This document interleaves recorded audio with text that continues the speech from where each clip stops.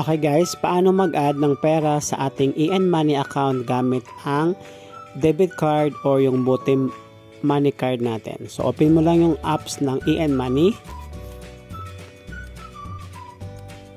Okay. Then select mo lang yung debit card.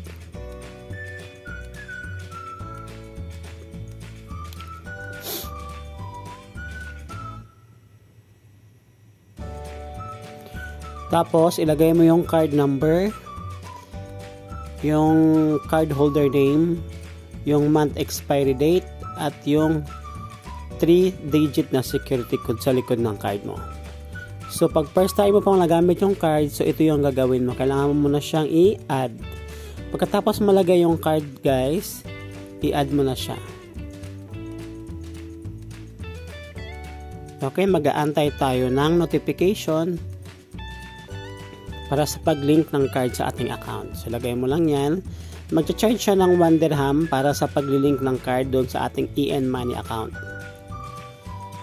So, ayan. So, ang ginamit pa natin na card is yung Pay by and Butim account money card.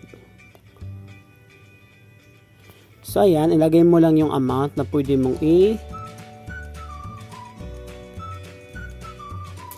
i-add sa ating EN-Money. So, ayan. Then, after that one, next.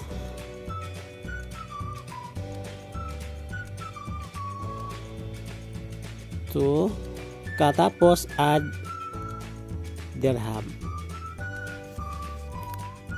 So, ayan guys. Ayan, so, lagay nyo yung 3-digit na security code sa likod ng card nyo. Pagkatapos, add money kayo.